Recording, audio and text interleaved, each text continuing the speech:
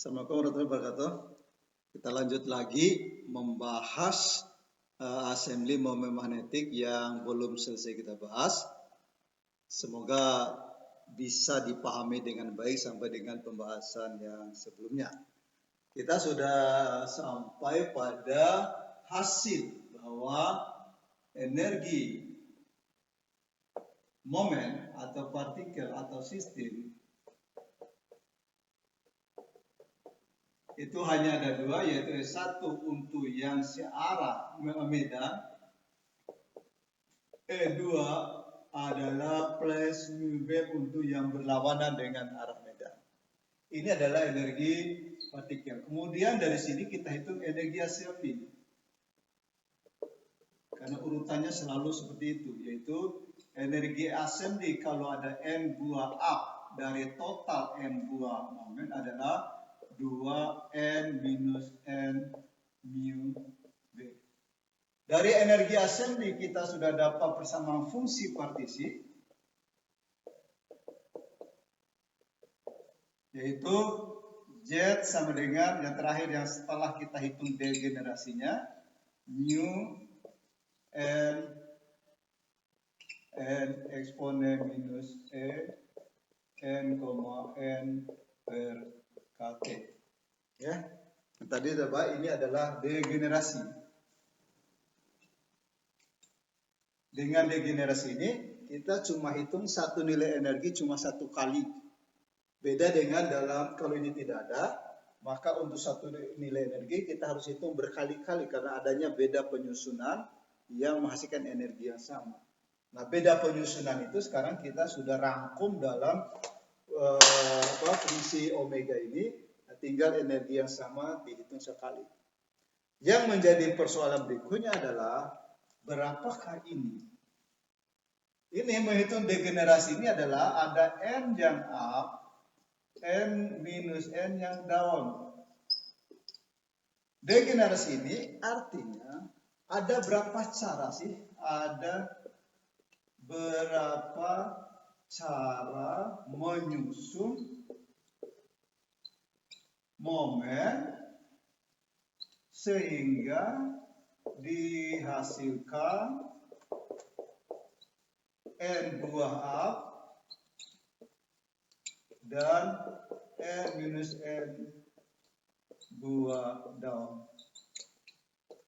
Ini yang mau kita cari sebenarnya. Ada berapa cara sih? Karena untuk n up dan n min n down itu energinya sama, tapi yang kita itu ada berapa cara mereka disusun, tapi energinya tetap sama.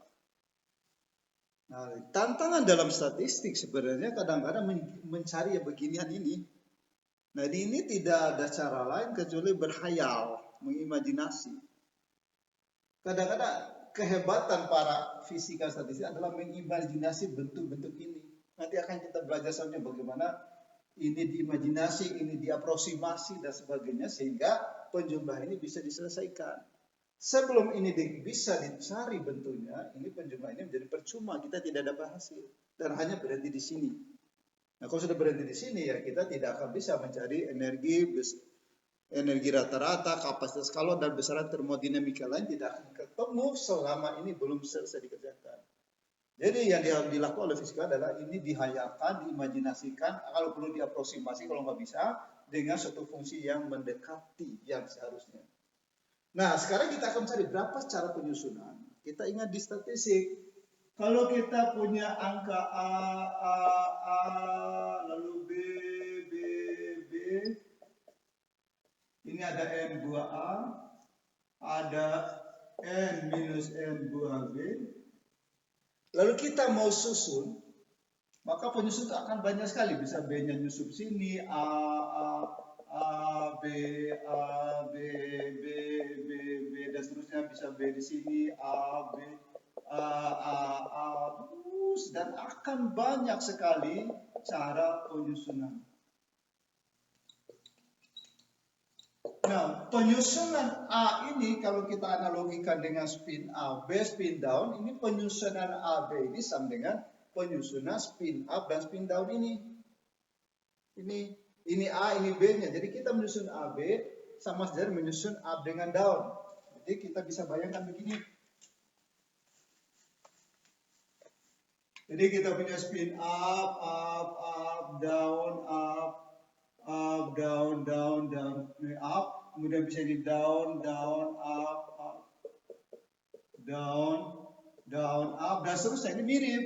Di sini ada n buah up, n minus n buah down. Jadi pertanyaan berikutnya kita adalah, berapa cara sih kita menyusun n buah up dan n min n buah down ini? Dan di matematika sudah diberikan caranya adalah jumlah total yang ada dibagi jumlah faktorial up dikurangi dengan faktorial down. Ini adalah jumlah cara menyusun dua kelompok yang berbeda, yang satu dengan lebih tidak bisa dapat dibedakan. Dan inilah yang yang kita anggap sebagai degenerasi tadi. Seperti ini. Jadi ini ada degenerasi kalau ada n buah up, n min n down, ya jumlah caranya seperti ini. Jadi jumlah cara kita acak-acak ini, acak-acak tukar, hasil seperti ini. Sehingga dengan kesabaran tadi kita dapat bahwa bentuk Z kita itu adalah dari n mulai dari 0 sampai n faktorial bagi n faktorial, n minus n faktorial kali eksponen minus n, dibagi kt. Atau dimasukkan secara eksplisit n-nya itu kita dapatkan Z sama dengan sigma n faktorial dibagi n faktorial n minus n faktorial eksponen minus ini adalah 2n minus n mu b per kt. Ya. Kemudian, nah seperti ini adalah hasil awal yang sudah kita peroleh. Lalu ini yang n faktorial ini biarkan saja dulu seperti itu. Nah ini nanti yang mau kita selesaikan. Memang masih susah. Nah atau kalau ini n ini tidak mengandung, yang kita jumlahkan adalah n kecil 0 sampai n. Sedangkan n besar ini konstan sehingga bisa kita replace keluar jadi eksponen n besar mu b per kt sumasi n sama dengan 0 n faktorial ini juga bisa keluar berarti biarin saja dulu n minus n eksponen minus 2n per kt. Ini adalah hasil awal yang sudah kita peroleh dan nanti yang mau kita hitung adalah ini. Ini yang akan kita hitung. Bagaimana caranya? Kelihatan susah, tapi sebenarnya tidak terlalu susah. Gimana caranya? Ini ya. Kita, yang sering kali kesulitan kita itu adalah kalau sudah belajar kuliah, maka dilupakan. Padahal materi yang dibahas kuliah di tingkat sebelumnya itu seringkali membantu kita untuk masuk tingkat berikutnya. Kita ingat ini, rumus ini. Ingat, mungkin di kalkulus. Kalau kita punya persamaan begini, itu kalau diuraikan hasilnya apa? Kalau diuraikan bentuknya gini, hasilnya adalah n faktorial dibagi n faktorial n minus n faktorial kali x pangkat n. Ini hasilnya. Jadi kalau ini diuraikan, hasil ini uraian binomial. Banding dengan di atas. Oh sama ya, di mana ini adalah x-nya. Jadi di sini x-nya itu adalah eksponen minus ada yang kurang ini mu b ya. 2 mu b per kt kali n. 2n. Ini kalau x komponen adalah 2 mu b per kt, maka ini bersama Eksponen minus 2 mu B per kT pangkat N. Jadi bersama dengan ini. Nah, karena kesamaannya tadi, maka dengan segera kita bisa menulis Z kita itu adalah eksponen N mu B per kT kali 1 ditambah eksponen minus 2 mu B per kT pangkat N. Hebat, sangat sederhana. Tapi harus ingat ini. Kalau ini tidak ingat, ini melihat ini aja bingung gimana cara solusinya. Nah, ini ada di kuliah, mungkin kalkulus. Nah, Z yang kita cari sudah ketemu, bentuknya sangat mudah. Ini dari perjuangan panjang dari awal, idealisasi dan sebagainya, akhirnya menghasilkan bentuk Z yang mudah. Selanjutnya apa? Kita akan mencari energi rata-rata itu dari mana? Z-nya dilonkan lalu diferensial. Nah, jadi yang mau kita cari adalah lon Z. Ini dilonkan gampang saja, N mu B per kT. Ini juga dilonkan gampang, N. Sudah. Tambah ya, jadi tambah. Karena dilon jadi tambah. Tambah N ln 1 ditambah eksponen minus 2 mu B per kT. Ini hasil lonnya. Sangat mudah kan? Ini bentuk yang tadi kelihatannya setengah mati. Itu jadi mudah begini ya. Kemudian, rumus kita energi rata-rata apa? Yang sudah kita sederhana dalam bentuk suhu T2 D dibagi dt ln Z. Tinggal kita diferensialkan. Yang pertama menjadi apa? Menjadi minus, menjadi KT. Ini didiferensialkan menjadi minus. Ini minus N mu B dibagi K T kuadrat. Kemudian yang kedua ditambah N. Ini didiferensialkan menjadi 1 dibagi 1 ditambah eksponen minus 2 mu B per kT. Ini ya, KT-nya kurang ya. N D per dt-nya ini KT kuadrat di sana saja ya. Dengan KT kuadratnya di luar dulu. Ini diferensialkan minus N mu B dibagi KT kuadrat ditambah N 1 dibagi ini ln ya, 1 ditambah ini turun.